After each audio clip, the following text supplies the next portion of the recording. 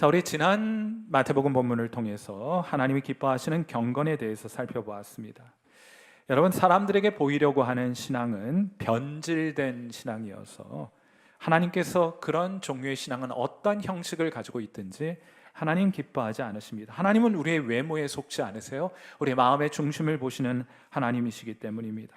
하나님은 은밀한 중에 계시고 은밀한 중에 보시는 하나님이십니다. 그 은밀한 시간과 장소에서 이루어지는 기도와 선행과 금식을 하나님이 기뻐하시고 그에 상응하는 상급을 허락해 주십니다. 어떤 상급을 우리에게 주십니까? 하나님의 친밀함을 우리에게 상급으로 허락해 주시는 거예요. 은밀한 중에 계신 하나님 깊이 만나 하나님 주신 그 친밀함의 상급을 풍성히 누리시는 저와 여러분 되시기를 주님의 이름으로 축원해 드립니다.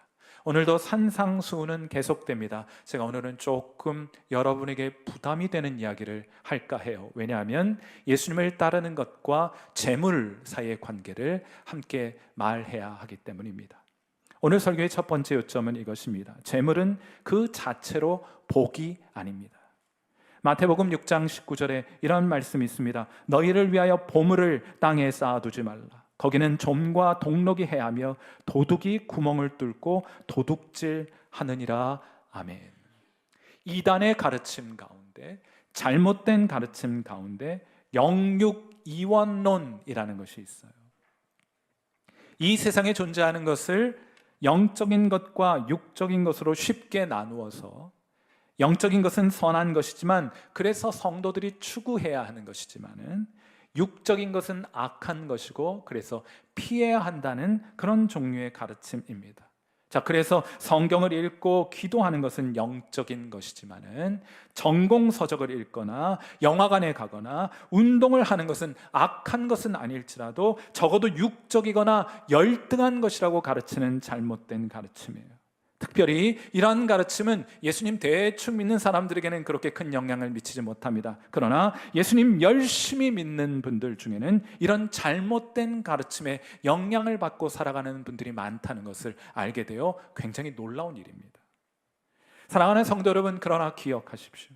서기관과 바리새인들처럼 성경의 지식과 기도를 자기 자랑의 수단으로 삼는다면 그건 얼마나 영적으로 보이든지 관계없이 선한 것이기는커녕 하나님이 가증히 여기시는 것이 된다는 사실을 꼭 기억할 수 있게 되기를 바랍니다. 책이나 영화나 우리의 일상도 마찬가지입니다. 그 자체로 선하거나 악한 것이 아닙니다. 좋은 책을 보고 좋은 영화를 골라보면 우리 영혼에 유익한 것이 될 수 있습니다. 우리를 하나님께로 더 가까이 인도해 줄 수 있다면 그것들도 얼마든지 영적인 것이 될 수 있는 것이고 우리가 추구해야 될 대상이 되기도 하는 거예요. 자, 그런데 그것은 재물도 마찬가지입니다. 이 세상에 존재하는 모든 것은 하나님이 창조하신 것입니다. 여러분이 만든 건 아무것도 없어요. 하나님이 창조하신 이 자연 만물에 인간의 노동력이 더해지게 되면 거기서 부가 창출됩니다. 그래서 인간의 노동은 참 신성한 것이며 열심히 일해서 얻게 된 재물은 좋은 것이에요. 한자 문화권에서는 이것을 복이라는 글자로 표현했습니다.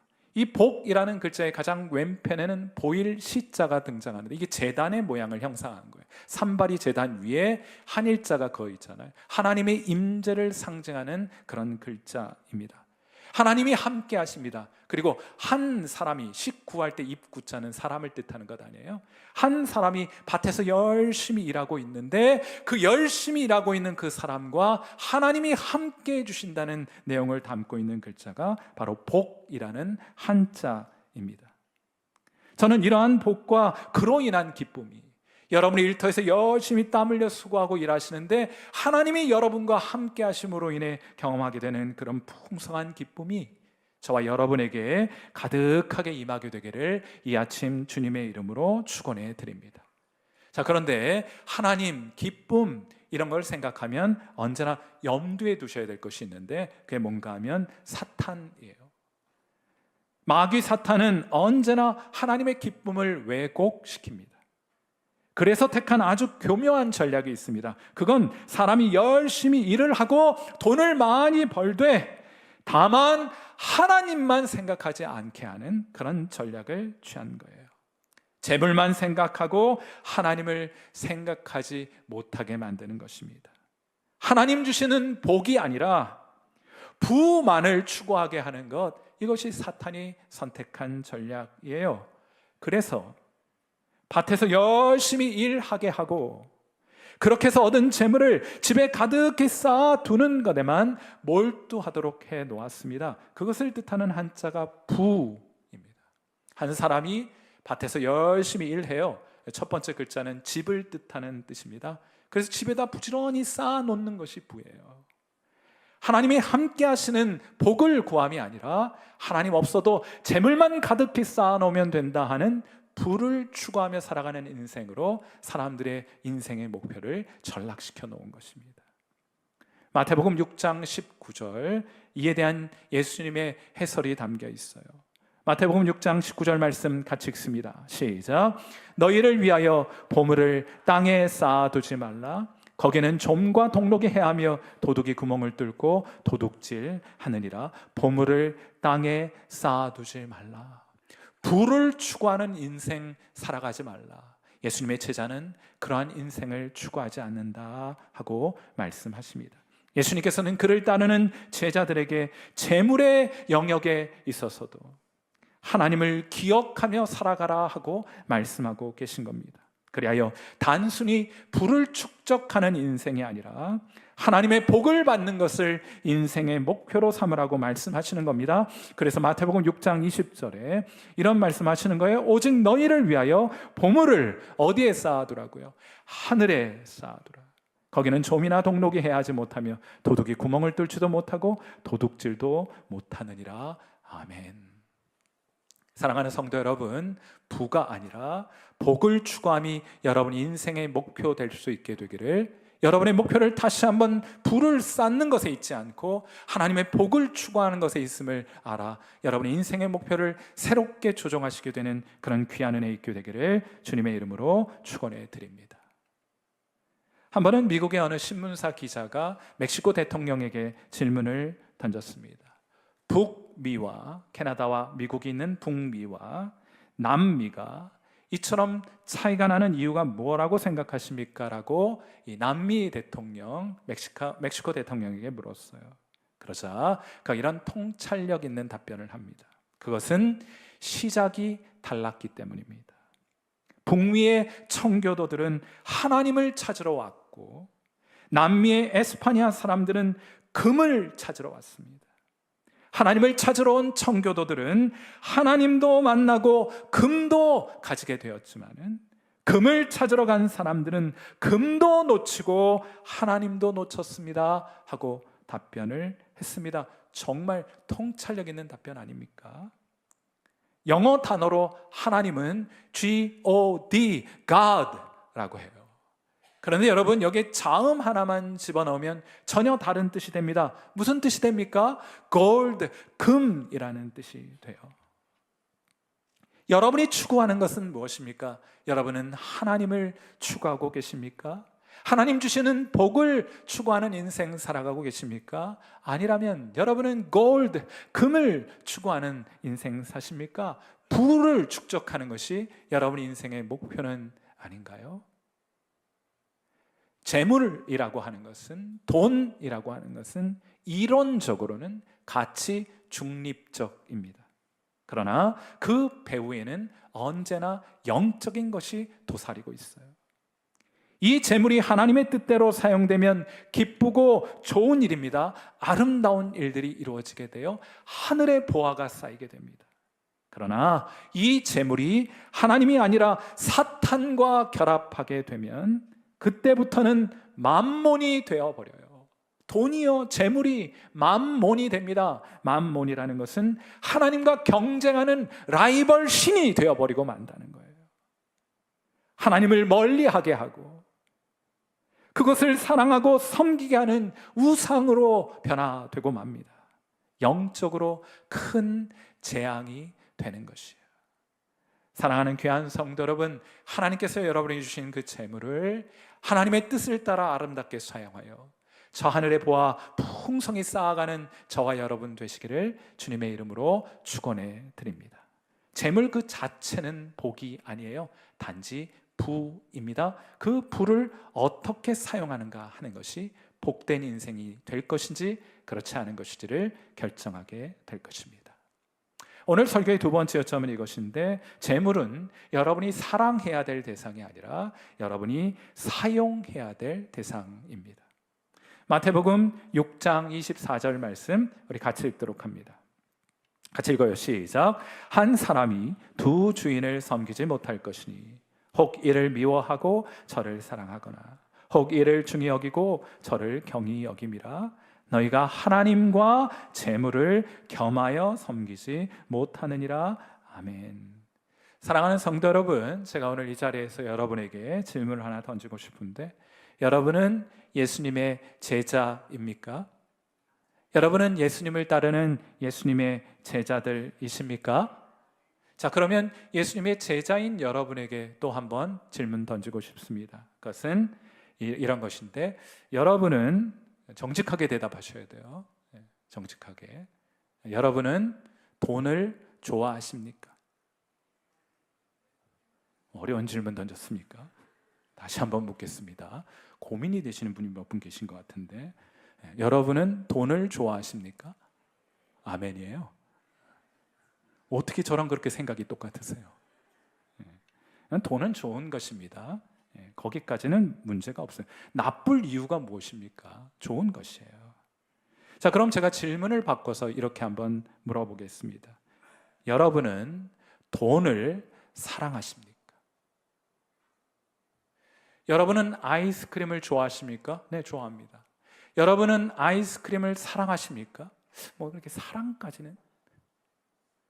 여러분은 돈을 좋아하십니까? 돈을 좋아합니다. 여러분은 돈을 사랑하십니까? 좋아하는 것과 사랑하는 것을 어떻게 구별할 수 있겠습니까? 여러분은 단지 돈을 좋아하십니까? 돈을 사랑합니까? 어떻게 구별할 수 있을까요?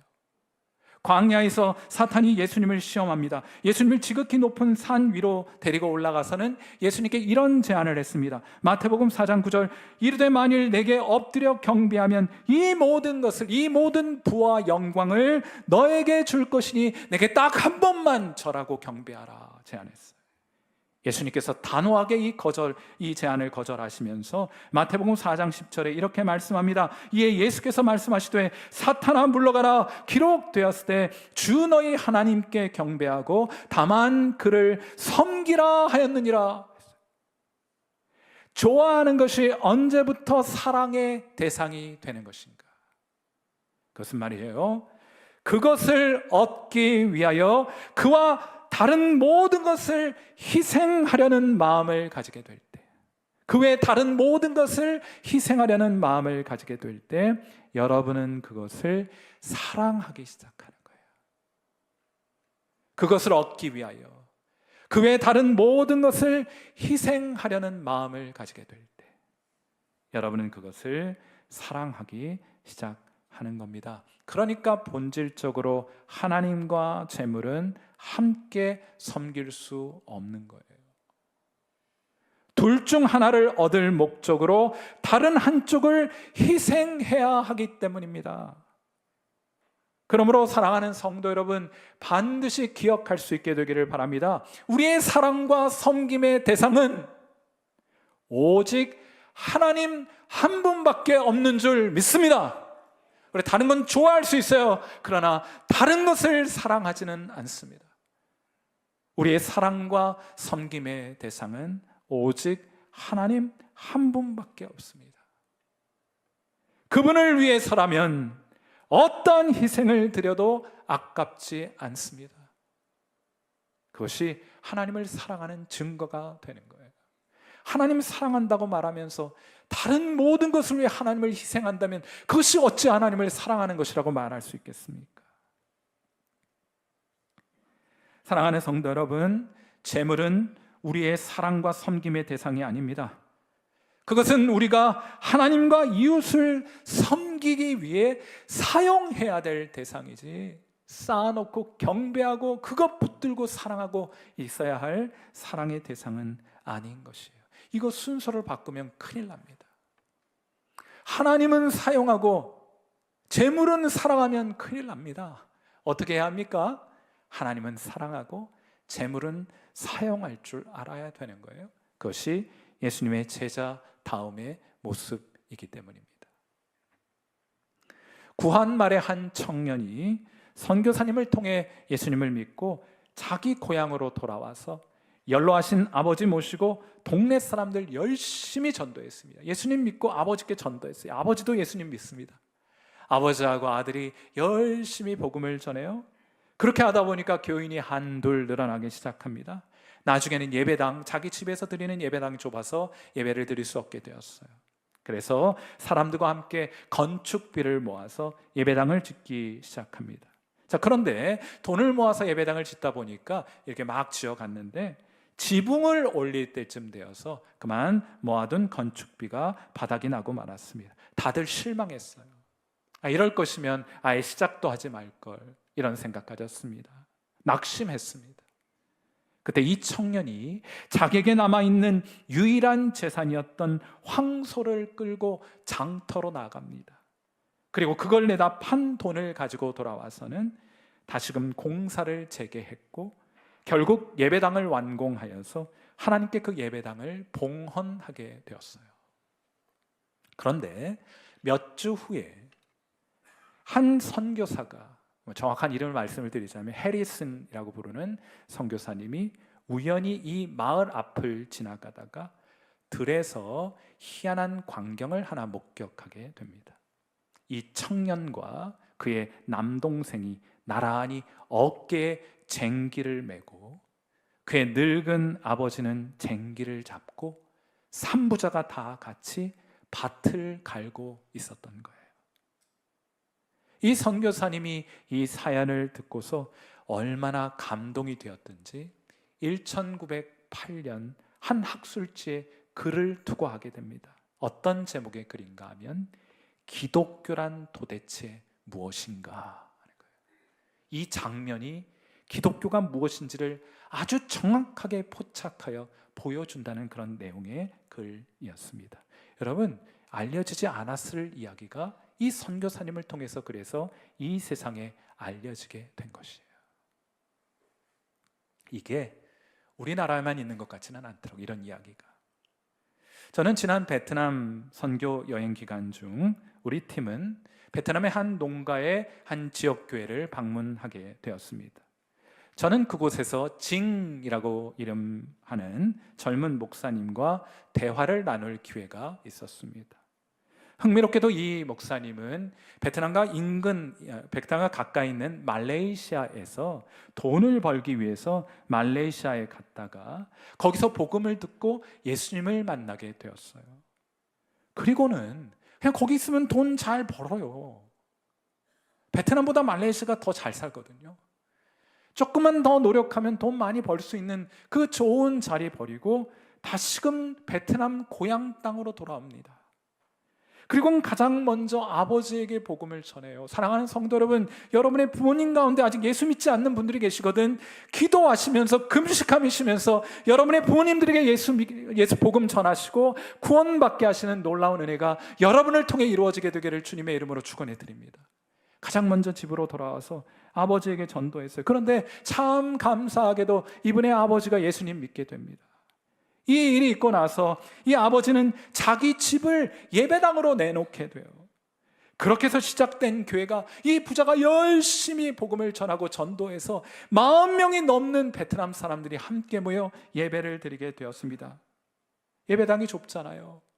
그 집 옆에 예배당을 다시 지었고 우리는 새롭게 지은 성전 예배당에 방문하게 되었던 거예요. 그런데 우리가 이 교회를 방문했을 때 이 목사님의 아버지와 아내는 찾아볼 수가 없었습니다. 왜냐고 물었더니 일터에 나가 일하느라 없다는 거예요. 생계를 위하여 누군가는 일을 해야 하는 것이니 아버지와 아내가 그 일을 맡고 이 목사님은 복음 전하고 예배를 인도하고 기도하고 찬양하는 일에 자신의 삶과 시간을 드리고 있었던 것입니다. 여러분, 그런데 제가 드리고 싶은 말씀은 이거 말이죠. 누가 시킨다고 이런 일 하겠습니까? 이거 누가 시킨다고 그런 일 하겠습니까? 이들은 주님을 섬기는 기쁨으로 각각의 역할을 맡아 자신을 구원해 주신 주님을 향한 사랑을 그런 식으로 표현하고 있었던 거예요. 사랑하는 성도 여러분, 돈을 사랑하여 그것을 이 땅에 쌓아놓고 섬기는 사람들은 세상의 제자이지 예수님의 제자가 아닙니다. 그러나 예수님의 제자들은 재물을 좋아할지언정 그것을 사랑하거나 그것을 섬기지는 않습니다. 주님을 위하여, 이웃을 위하여 그것을 사용함으로 보물을 하늘에 쌓는 사람들인 줄 믿습니다. 사랑하는 성도 여러분, 꼭 기억하세요. 재물은 사랑의 대상이 아니라 주님과 이웃을 위하여 사용해야 될 대상인 줄 믿습니다. 여러분, 그런 우선순위 잘 지키시면서 예수님 따르고 계십니까? 오늘 설교의 마지막 요점은 이것인데, 하나님 우리를 돌보십니다. 그런 마음 가지고, 그런 재물관 가지고 예수님을 따르는 사람들 하나님이 돌보아 주신다는 거예요. 제가 곰곰이 성경을 묵상하면서 보니 하나님이 우리에게 주시는 재물에는, 그 안에는요, 3가지 몫이 있다는 것을 발견하게 돼요. 다 우리 건 줄 알았는데 그렇지 않더라고요. 우리가 소유하고 있는 거 다 하나님이 주신 겁니다. 하나님이 우리에게 재물을 주실 때에는 거기엔 3가지 몫을 담아서 주셨어요. 첫 번째 몫은 하나님의 몫입니다. 두 번째 몫은 우리 자신과 가족들을 위한 몫이고, 마지막은 이웃을 위한 몫까지 담아서 그렇게 우리에게 주시는 거예요. 사탄이 부추겨 우리의 욕망이 이 경계선을 허물어뜨리게 될 때, 그래서 하나님의 것과 이웃의 것을 도둑질해서 내 것 삼고자 할 때, 재물은 사랑의 대상이 되고 우리의 우상이 되는 겁니다. 놀라는 분들이 계실 거예요. 아니, 나 쓰기에도 부족한데, 내 자식들 교육비로 쓰는 것도 부족한데 하나님의 몫, 이웃의 몫을 떼다니요 하는 의문을 가진 분들 계십니다. 아니, 그렇게도 살 수 있습니까? 반문하는 분들 계십니다. 걱정하지 마세요. 저 예수 믿고 지난 30년 가까이 신앙생활하면서 하나님께 드리고 이웃과 나누다가 망한 사람을 난 단 한 사람도 보지 못했습니다. 여러분은 보셨습니까? 자기를 위해서 쓰다가 망한 사람은 많이 보았어요. 그러나 하나님을 섬기기 위하여, 이웃과 나누기 위하여 자신의 물질을 나눈 사람이 망했다는 소식을 들어보지도 못했고 내 눈으로 직접 보지도 못했습니다. 여러분, 그러한 염려나 두려움은 마귀가 주는 거예요. 그래서 하나님도 이렇게 말씀하지 않으십니까? 마태복음 6장 26절 말씀 우리 같이 한번 읽어봐요. 재물 때문에 염려하고 있는 분들이 계시다면, 재정적인 압박 때문에 두려워하고 있는 분들이 계시거든, 이 말씀 여러분 마음속에 깊이 새기시고 돌아가실 수 있게 되기를 바랍니다. 마태복음 6장 26절 말씀 같이 읽어요. 시작. 공중의 새를 보라. 심지도 않고 거두지도 않고 창고에 모아들이지도 아니하되 너희 하늘 아버지께서 기르시나니 너희는 이것들보다 귀하지 아니하냐? 하나님이 책임지시겠다는 거예요. 여러분, 그러면 좋습니다. 우리에게 주신 재물에는 하나님의 몫도 있고 우리 자신을 위한 몫도 있고 이웃을 위한 몫도 있다 말씀을 드렸는데, 이 각각의 비율은 어떻게 정하는 겁니까? 저는 개인적으로, 이거 완전 개인적인 얘기예요. 그냥 듣고 참고만 하세요. 완전 개인적인 이야기입니다. 저는 개인적으로 이 부분에 있어서는 김동훈 목사님의 제안을 따르려고 애쓰고 있습니다. 하나님께 드려야 할 제 최소한의 몫은 제 소득의 11조입니다. 전 이건 건드리지 않아요. 이건 내 거 아니기 때문입니다. 그리고 이웃을 위한 최소한의 몫은 제 소득의 30분의 1입니다. 이것도 제가 건드리지 않아요. 이걸 제2의 11조라고 부릅니다. 성경적인 근거는 신명기 14장 28절과 29절이에요. 매 3년 끝에 그의 소산의 10분의 1을 다 내어 내 성읍에 저축하여 너희 중에 분깃이나 기업이 없는 레위인과 내 성중에 거류하는 객과 및 고아와 과부들이 와서 먹고 배부르게 하라. 그리하면 내 하나님 여호와께서 내 손으로 하는 범사에 내게 복을 주시리라 했어요. 3년에 11조이니까 매년으로 따지면 30분의 1이 맞습니다. 그러나 이건 그저 한 가지 예로 드린 것일 뿐이에요. 여러분, 좋아 보이면 여러분도 그렇게 한번 해보세요. 하나님의 목 그리고 이웃의 몫에 대한 비율은 하나님을 사랑하는 마음으로 여러분이 정하시면 됩니다. 꼭 이 방법일 필요는 없습니다. 여러분이 정하시면 돼요. 하나님 사랑하는 마음으로. 다만 여러분이 하나님께 드림의 삶을 살아가고자 할 때, 나눔의 삶을 살아가고자 할 때 세 가지 성경적인 원리가 있다는 것을 제 성경을 통해 알게 되었어요. 첫 번째 원리는 자원함의 원리입니다. 자, 고린도후서 9장 7절 말씀 우리 같이 한번 읽도록 합니다. 시작. 각각 그 마음에 정한 대로 할 것이요 인색함으로나 억지로 하지 말지니 하나님은 즐겨내는 자를 사랑하시느니라. 아멘. 우리 성일교회는 여러분에게 억지로 헌금하라고 강요하는 사람 없습니다. 맞습니까? 억지로 할 것 같으면 하지 말라 그래요. 뭐 하려고 합니까? 그냥 가져가세요. 또 하나, 다른 사람에게 보이려고 헌금하지 마십시오. 은밀한 중에 계신 하나님을 향하여 여러분의 마음을 물질에다 드린다면 그것은 얼마든지 환영이지만은 다른 사람들 앞에 나 이만큼 헌금한다 드러낼 요량이면 헌금하지 마세요. 그것이 여러분에게 복되지 않습니다. 그것이 여러분에게 재앙이 될 것이기 때문에 그냥 가져가세요. 헌금하지 마세요. 이것만 따로 떼시면 안 됩니다. 성교에서 헌금하지 말라더라. 목사님이 그러더라. 우리 요즘 짤로 막 자르잖아요. 우리 교회 사람들이 많이 올려나? 하나님을 사랑하는 마음으로 드리되 아무도 모르게 하나님께 드리세요. 두 번째 원리는 기쁨의 원리입니다. 고린도후서 8장 2절 말씀 같이 읽어요. 시작. 환난의 많은 시련 가운데 그들의 넘치는 기쁨과 극심한 가난이 그들의 풍성한 연보를 넘치도록 하게 하였느니라. 목회하면서 알게 된 것 중에 하나는 부자라고 하나님께 이웃께 많이 드리는 것은 아니라는 사실을 알게 되었어요.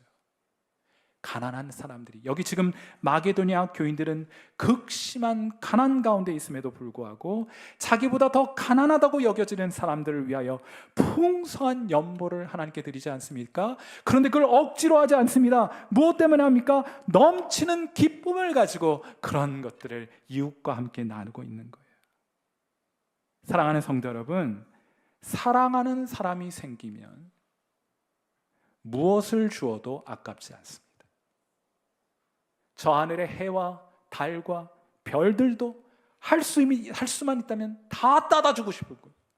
그래서 요즘 저 밤하늘에 별이 없는, 다 따다 줬어, 사랑하는 사람들한테. 나중에 우리 청년들 연애할 때 본전 생각나면 그 사람은 아닌 거예요. 다 갖다 줬는데도 아깝지 않은 사람이 있습니다. 그런 사람 만나시게 되기를 주님의 이름으로 축원해 드립니다. 대답 안 하냐? 이런 거는 좀 대답을 억지로 해도 되겠죠? 여러분, 그거 하면서 인상 쓰면서 하는 사람 없습니다. 기쁘니까 하는 거예요. 밤하늘에 해와 달과 별은 땄는데 그거 갖다 줄 사람이 없는 사람이 불행한 사람 아닙니까? 하나님이 재물을 우리에게 많이 주셨는데 그것을 나눌 사람이 없고 나눌 분이 계시지 않다는 것이 불행한 사람 아니겠어요? 언제나 기억하세요. 하나님께 드리고 이웃과 우리의 것을 나누게 될 때 언제나 적용되어야 될 두 번째 원리는 기쁨의 원리입니다. 마지막은요, 지나침의 원리입니다. 고린도후서 8장 3절 말씀 계속해서 한번 같이 읽습니다. 시작. 내가 증언하노니 그들이 힘대로 할 뿐 아니라 힘에 지나도록 자원하여 연보를 하였다 하고 있어요. 어떻게 해요? 힘에 지나도록. 여러분이 주님과 이웃을 위하여 드리는 삶에 재정적으로요, 아무런 부담도 느끼지 않고 살고 있다는 것은 여러분 자신을 위해 너무 많이 사용하고 있다는 증거입니다.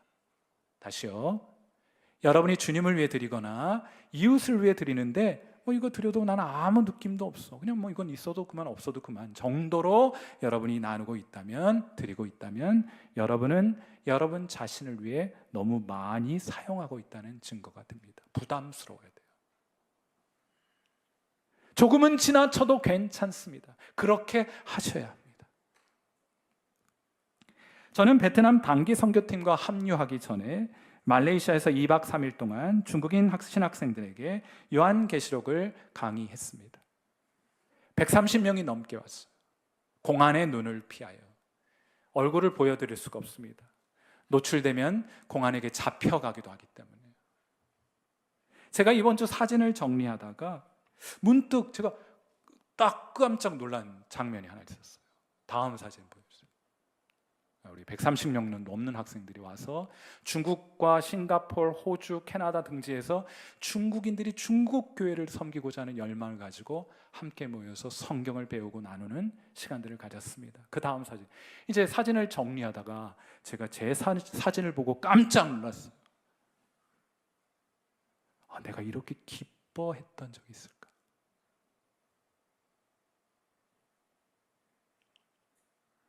여러분이 보시기에도 참 기뻐 보이지 않습니까? 아니에요? 여러분, 왜 제가 기뻐했는지 그 기쁨의 이유를 한번 생각해 보았어요. 여러분, 함께 모였던, 사진 좀 치워주세요 이제. 함께 모여서 성경을 공부했던 그 130명이 넘는 학생들 가운데 형편 좋은 학생들이 많지 않습니다. 우리 학생이라고 하니까 대학생이라고 생각하시면 안 돼요. 직장 생활하고 일상을 살아가다 예수님 만나 부르심을 받고 저들의 자리에서 교회를 섬기고 복음 전도해서 교회 개척하고 교회를 섬기는 사람들이에요. 대부분 가난한 형편의 직장 생활하면서 교회를 섬기는 사역자들입니다. 그런 교회 무슨 사례가 있겠습니까? 심지어 이 중에 많은 학생들은 이 모임에 참석하기 위해서 항공권과 회비를 마련하느라 대출까지 받아가지고 왔어요. 이상합니까? 좀 유별납니까? 우리는 집을 산다고 대출받고 핸드폰 산다고 활북 뜯는 거 하나 이상하게 느끼지 않고 살아가지 않습니까? 자동차 할부 구입해서 살아가지 않습니까? 근데 그게 이상하다고요? 하나님 말씀 배우기에 대출 받는 것이 왜 이상하게 느껴져야 하는 것입니까? 우리의 이웃을 돕기 위해 여러분은 대출을 생각해 보신 적이 있으십니까? 우리는 너무 많이 우리에게 주신 하나님의 재물을 우리를 위해 사용하고 있는 증거가 아니겠어요? 저도요, 목회하면서 저는 좀 이상하다 생각해요. 사실은 저도요, 한때는 이렇게 힘에 지나도록 자원하는 교인들 보면 말렸습니다. 우리 교회에 그런 교인들 많아요. 그렇게 할 형편 아닌데도 주님께 이웃을 위해 드리는 형제와 자매들이 있습니다. 전 알아요. 말립니다. 그렇게 하시면 안 될 것 같아. 그런데 목회하면서 제 생각이 점점 바뀌어 가고 있습니다. 한번 생각해 보세요. 제가 뭐라고? 제가 무엇이라고 이분들이 주님을 위해 희생할 수 있는 기회를 제가 막는답니까? 이 땅에 것을 심어 저 하늘의 기쁨과 영광스러움을 맛보고자 하는 교인들을 제가 무슨 자격으로 막을 수 있단 말입니까? 사랑하는 성도 여러분, 그렇게 하는 것이 맞는 것 같습니다. 그렇게 해도 괜찮습니다. 힘에 지나도록 주님을 섬기는 것이 맞는 것 같아요. 그리고 마지막으로 그렇게 힘에 겹도록 주님을 섬기고 귀한 헌신과 귀한 재물을 드려 하나님을 섬기고 이웃을 섬기는 자들을 향해 주시는 이 귀한 말씀, 이거 아무나 사용하지 마세요. 아무나 좋아 보인다고 자기를 합리화하기 위해서 마태복음 6장 33절 이런 거 갖다가 쓰지 마세요. 아무에게나 주시는 말씀이 아니에요. 예수님의 제자들에게, 예수님이 가르쳐 주신 대로 재물을 사용하고자 하는 자들에게 주시는 하나님의 거룩한 말씀이니 우리 이 말씀 마지막으로 함께 읽고 기도하는 시간 갖도록 하겠습니다. 같이 읽겠습니다. 시작. 그런즉 너희는 먼저 그의 나라와 그의 의를 구하라. 그리하면 이 모든 것을 너희에게 더하시리라. 아멘. 우리 함께 기도하겠습니다. 자, 우리 반주 들으시면서 함께 기도하도록 해요.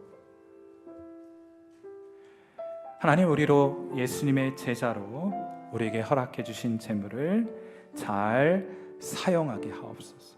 그걸 사랑하거나 섬기지 말게 하소서.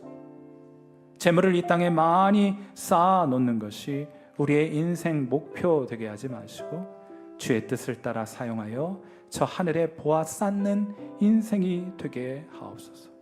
우리로 주님의 것 도둑질하지 말게 하시고, 우리로 이웃의 것 도둑질하지 말게 하시고, 주님을 위해, 이웃을 위해 더욱더 많이 드리는 인생 되게 하시고, 대신 하나님께서 책임져 주시는 그런 복된 인생을 선택하는 우리가 되게 하옵소서.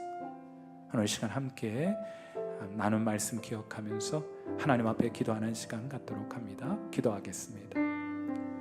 하나님 아버지, 어떻게 한 말씀을 통해서 예수님의 제자가 돈을 어떻게 이해하고 어떻게 사용해야 하는 것인지 알게 해주셔서 감사합니다.